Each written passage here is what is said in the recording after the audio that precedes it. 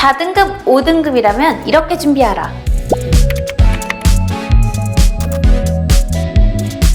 대치서초, 그리고 잠실 등 고3 수업을 10년 이상 진행한 쫑쌤입니다. 5등급, 1등급에 이르기까지 수많은 고3과 함께 국어 영역을 준비하였습니다. 매년을 고3처럼 준비하였고요. 준비하고 있습니다. 고3 학생들이 1등급 나오는 법, 국어 영역을 다 맞는 방법, 동영상을 많이 찾아보시는 것 같습니다. 저도 몇 가지를 찾아보았는데요. 조금 유의해야 될 사항들이 있습니다. 그 내용과 그리고 지금 공부해야 되는 고3 학생들의 언어 해석 능력과 그리고 배경 지식의 차이가 다릅니다. 문학을 읽는데 문제가 되지 않고 그 다음 독서를 읽는데 한 문제당 1분 30컷이다. 그렇다면 반드시 2등급 아닙니다.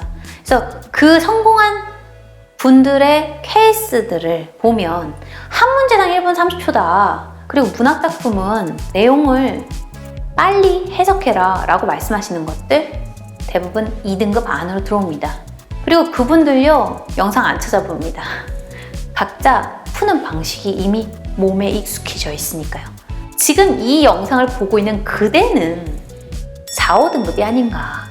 자, 문학에 자신 있다고 하면서 모르는 문학작품은 다 틀리고, 또 시간이 모자라서 독서 지문 2개 날리고 독서 푼 것도 3점짜리 나가 있는 시험지의 주인공이라면, 그리고 유명한 강사의 수업을 듣다가 지쳐서 모르겠다는 생각에 한계를 느낀다면 지금 이 영상을 끝까지 보세요. 원웨이 수업이 아닌 등급을 반드시 만들어야 하는 고3 국어 영역 과외 선생님의 5등급 수정작전 지금 시작합니다.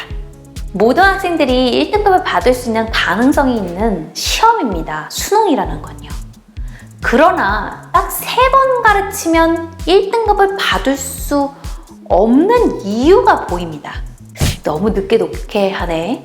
너무 자기식으로 해석을 하네. 너무 모른다, 배경 지식을. 등등이요. 자, 실수하거나 모르면 공부해서 알면 되니까요. 그죠? 모르는 건 죄가 아닙니다. 5등급 학생들, 4등급 학생들 국어 성적 올리기를 원하나요? 그러면 연필을 들고 놓지 마세요. 딱 몇 달간만요.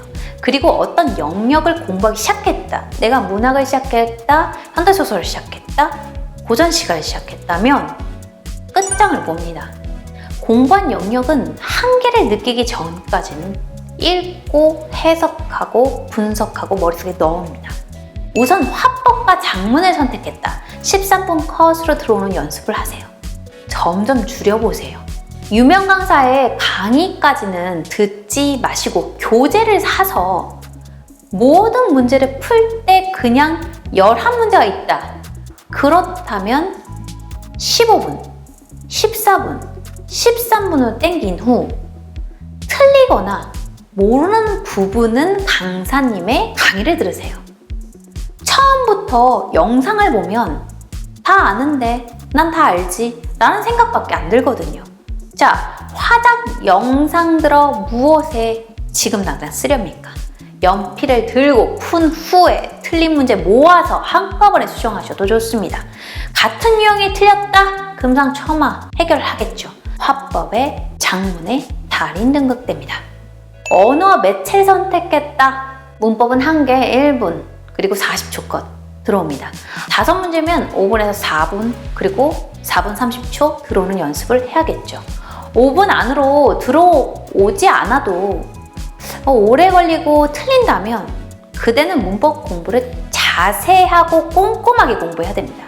나는 엄매가 표준 점수가 잘 나올 것 같아. 그리고 매체가 쉬워서 선택했어. 잘못된 생각입니다.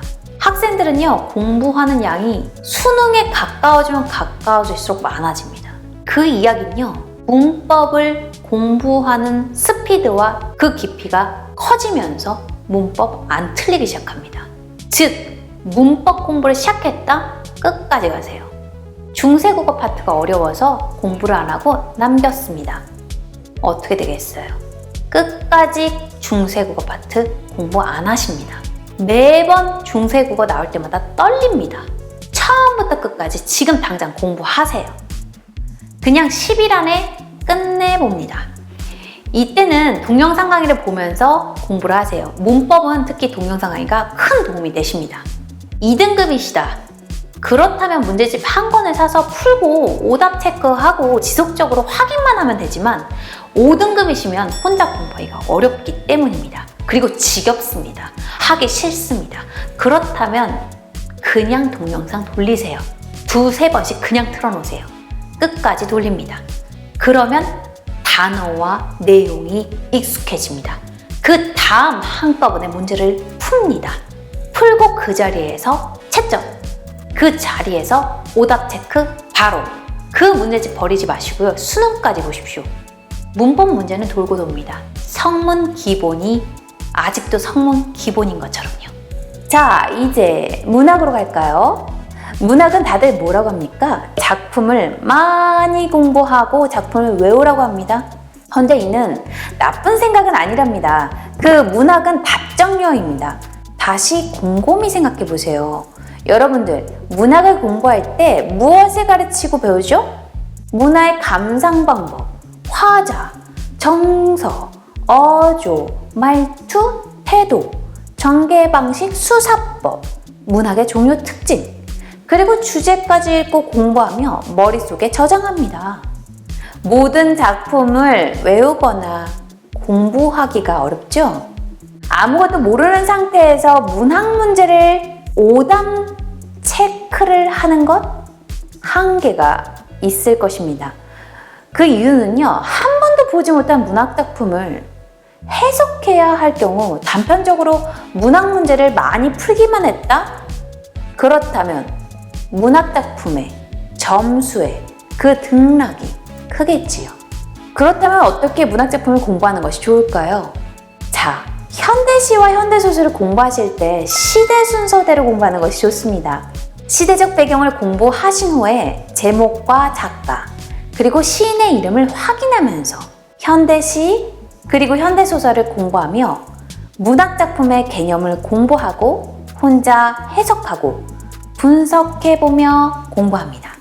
현대시 경우 하루에 10개의 시를 공부하고 그 다음날은 전날 공부한 10개의 시를 포함해서 20개 공부하고 나중에는 한 권의 책을 헷갈리는 시만 따라 공부하였었습니다. 그렇다면 시를 분석하거나 해석하는 데 있어서 큰 어려움을 느끼지 못할 것입니다.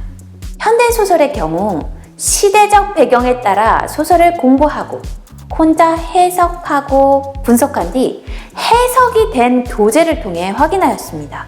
시대적 배경, 작가, 제목, 주제, 자연스럽게 혼자 분석하기 그리고 이해하기요. 자, 본인이 현대소설을 해석하시다가 잘못된 이해가 있는 경우 교재를 통해서 수정한 뒤 문제를 풀어봅니다. 문제를 풀었어요. 자꾸 틀리는 유형이 있습니다. 자꾸 틀리는 유형을 잡아내시면서 수정합니다. 수정을 하고 수정을 해도 안 된다. 거기까지만 하셔도 됩니다. 공부하지 말라는 말씀이 아니라 최선을 다했어요. 안 된다면 다른 부분에 시간을 투자하는 것이 훨씬 효과적이라는 거죠. 고전시가, 고전소설의 경우는 이미 나와 있는 작품들을 잘 정리된 책들이 많습니다. 고전시가의 경우 공부하실 때 처음부터 끝까지 큰 소리로 읽습니다. 개념 및 단어를 먼저 외우는 경우도 있지만 영어 단어도 안 외워지는데 또 외우라고 하시면 어렵죠? 먼저 크게 고전시가를 읽습니다. 이후 해석을 보면서 다시 크게 읽습니다. 마지막으로 한 번 더 읽으며 해석을 자연스럽게 합니다. 자연스럽게 읽으면서 몇 번 반복하시면 눈에 자주 보이는 고전 어휘는 머릿속에 담겨 있을 겁니다. 고전소설은 시대별 그리고 유형별에 따라 공부하되 하나를 해석하고 읽을 때 시간을 내서 꼼꼼하게 분석해봅니다. 문학은 익숙할수록 하나씩 꼼꼼하게 여러 번 보시면 볼수록 재밌고 답이 보이기 시작합니다. 자, 이제는 독서는 어떻게 공부할까요? 여기서 개인별에 따른 능력 차이가 납니다.